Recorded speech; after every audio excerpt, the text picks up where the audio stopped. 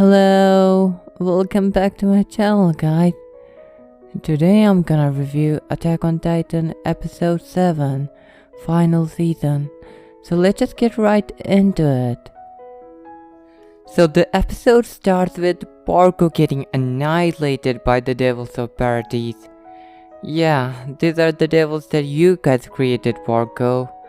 And they have finally came to your place to repay you back. The build-up for this fight was so hype and emotional as well. These kids who lost their livelihood because of the Malayan attack are now in Malay and are killing civilians. Who are the good guys in this war again?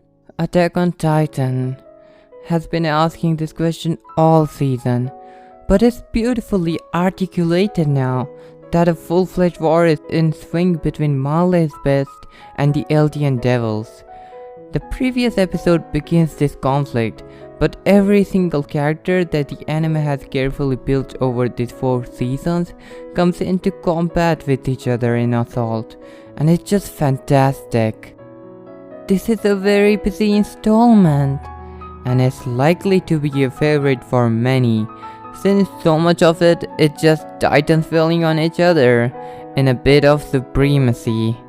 It's the ultimate heightened version of the series' original premise, and it's every bit as satisfying as it should be.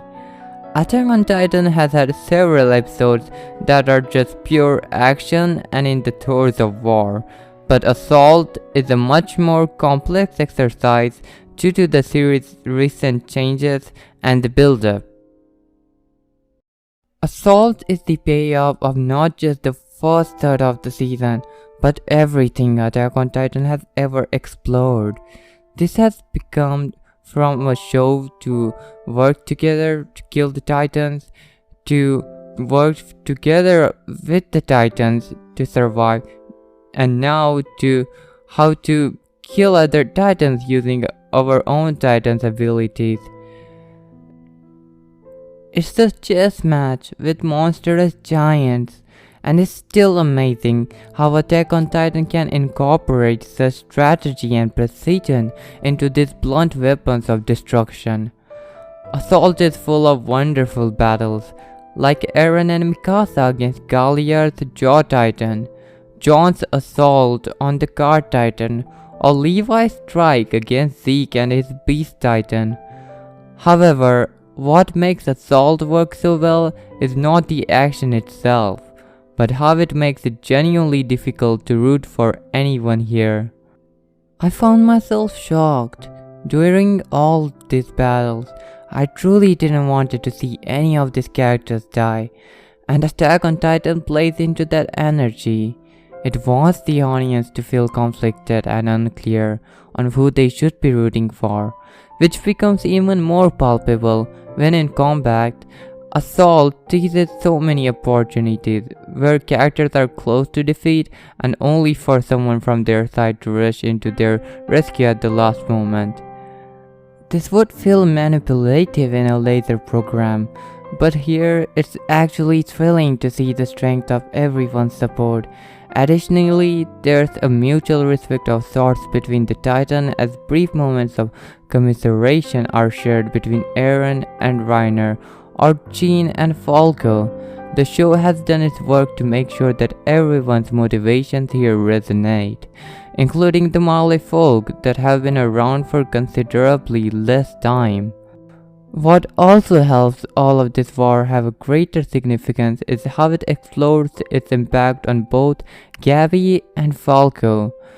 Every episode makes a stronger case for how Gabi and Falco are actually the main characters in this larger narrative. I have highlighted how their stories this season eerily parallel Eren and Mikasa's from the start of the series, and it increasingly feels like this young generation will be the ones who are left alive to tell the story when everything settles. These events are the catalysts that set Gabi and Falco in very different directions, with Gabi on a rampage to murder Eren and Falco's ignored attempts for pacifism. It's heartbreaking to watch him ask everyone to end this chaos and how he's just completely ignored. This is a war that won't be ended by some optimistic speech about peace and togetherness. It's not your regularly anime with talk no jutsu and everything is alright. This is Attack on Titan we're talking about. Assault also explores a fascinating component of the Titan bearer physiology that's never really been tackled before. Those with the Titan ability have a capacity to heal at a rapid pace and regenerate, but it can only be done if the individual possesses a strong desire to survive. This detail didn't seem like it would even turn into some kind of technicality, but the fact that Reiner struggles to completely heal from his wounds because he doesn't want to live and has succumbed to fear and chilling, it drags Falco down even further.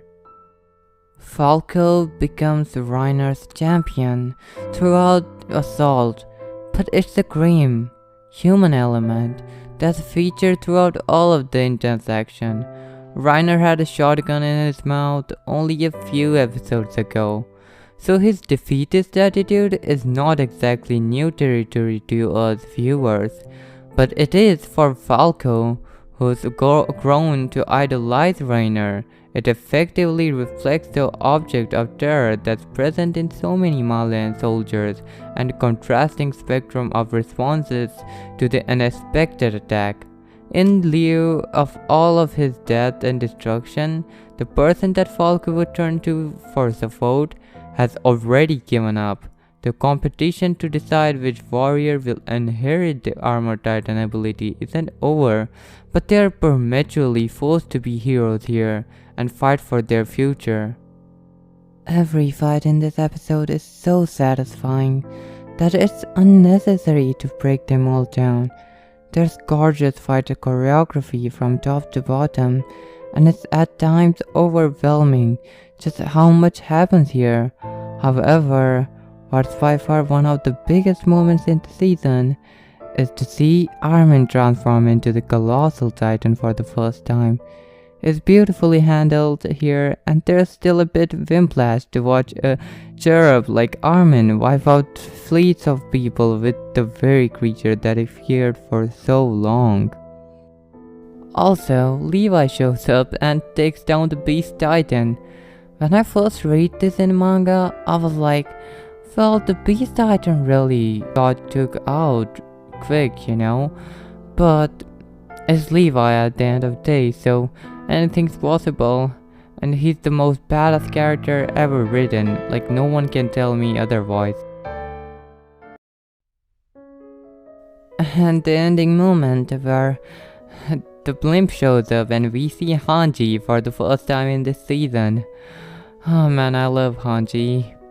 And also, Eren uses Galliard's jaw to use it like a nutcracker to get out the Warhammer.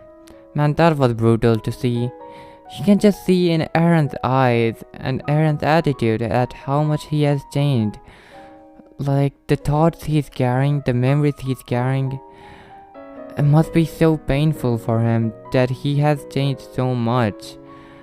And you'll guys see what he has seen and what's gonna come. Attack on Titan is better than ever, and it's really gonna just go good and good and good. It's never gonna fall. It's just a masterpiece, so don't drop this, man. This is a really great story. And yeah, if you haven't read the manga, please do so. It's genuinely really good. If you liked the video, please subscribe, it means a lot. And thanks for watching.